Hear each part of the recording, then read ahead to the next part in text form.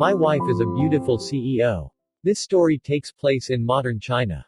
However, no matter how much things change, in the depths of society, a secret world of syndicates and hidden factions exist.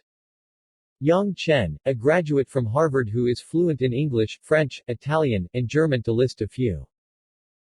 He is also capable of fighting and a number of practical skills. Yet he chose to go on the streets to sell fried mutton skewers for a living. Lin Ruoxi is the CEO of a multibillion-dollar company, Lei International. This company is one of the leaders in the cosmetic and fashion industry. Despite being only 20 years old, her ice-cold demeanor and beauty are well-known and unrivaled in Zhonghai City. Due to a wild night consisting of a lot of liquor, fate has brought them together to become husband and wife. And with that, the story begins. Chapter 1. The agricultural market in the west side of the Zhonghai City is lousy and lively as the cars pass through the crowd. In the twilight, many types of foods are displayed along with dirty water dripping everywhere. This place is filled with different goods and stuff that are being advertised. Sometimes many colored lights shine from the houses of a worker or a student as they arrived at home after work or class. The walking mass also feels tired, quickly making the sky even darker. Maybe in an internationally acclaimed city, this zone would be quite the shame, thus many wealthier groups always wish this filthy zone would disappear. Near a crossing there is a lazy-looking man who's not making the street any brighter. This is a young man who's selling fried goat meat, wearing a white apron, a shirt covered with shining grease, a coffee-colored jeans and blue slippers. The man looks a bit sloppy, but he possesses a slightly handsome face. If you looked carefully at him, you would be able to see an expression that looks like he doesn't care about humanity at all. But the passing girls didn't even glance toward him since he's just a fried goat meat seller. The young man sets aside a stick of goat meat that just finished frying. It is hot at the moment, so frying is easy, but selling is difficult. Though 5 cents per stick is really cheap, today he sold about $12 worth and that's just enough for 2 meals. However, the face of this man doesn't show any discomfort, if not we can even see him being relaxed and content. He laid back on his chair, looking at the crowded street in front of him as if it is a beautiful scenery. Old man Li, you promised to pay the money 2 days earlier. A hoarse voice sounded somewhere around him. 3 guys at about 20 years old slowly walk forward. Their clothing is no different from a bunch of delinquents, gel-soaked hair, ear piercings, holed jeans, scrawny faces and cigarettes in their mouths. Old man Li has a small snacks stall next to the young man, and he also has a similar circumstances, he wasn't able to sell much since it was too hot. The old man sits there, looking depressed. About this. Old man Li's face shows sadness. Young master, please understand, the hot weather made me unable to sell, how can I have the money to pay you? I'll tell you, Li, don't think you can do whatever you want because I am being nice to you, if not for brother Feng helping you, this stall would be closed since God knows when. An underling vigorously said. The guy named brother Feng seems to approve this act. He confidently struts toward old man Li. Today you can pay the fee or you cannot pay the fee. But by all means I have to get some money, if not I'll crush your stinking stall. Just after he finished speaking, he grabbed 2 sausages, bit some then dropped the half-finished food on the ground.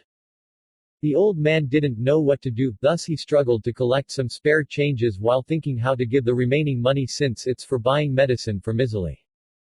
How could he heartlessly give his sweat and blood toward this bunch of delinquents? I'll pay for him. A fried goat meat seller suddenly appeared, bringing forward some rumpled cash that amounts about $100 and coldly says. I only have this much. Mr. Li is old and he also needs money, you should gather some karma instead. The delinquent squints his eyes and laughed, grabbed the cash and gave it to the underling standing behind him. Yang Chen, you still want to be a good guy. You haven't even paid your protection fee yet you know. Yang Chen furrow. Tomorrow. Tomorrow I'll pay. Good. I'm not someone without emotion. As long as we cooperate, everything will be fine, I protect your stall, you give me back the fee, it's all business tilde I'll come back to collect the money tomorrow. The delinquent flamboyantly walked toward the other stalls after finishing his speech together with his 2 underlings. Right now old man Li's eyes reddened, and bitterly looked at Yang Chen. Little Yang, you don't have any reason to help me to pay those hounds, I'm so sorry. Now, Mr. Li, you don't have to say that, when I just arrived here, everything was new to me. Without your help I wouldn't be able to be like this. I see you as both a friend and a benefactor, of course I have to pay you back somehow. You kid, what are you saying? Mr. Li sighs, knowing he can't stop Yang from doing this. Yang Chen laughs presumptuously. His laughter is soft but also feels honest, as it is not affected by the recent cunning act. Oh yes, how is Ms. Li's condition? Old man Li replied with indebtedness. Thanks to the money you gave us for her surgery, she feels much better now and will only need a few more days for a complete recovery. Oh, that's good. I wish her to recover quickly. Yang Chen nods, satisfied with the news. Mr. Li laughed sorrowfully. Little Yang, the money you lent to me, I will definitely repay it.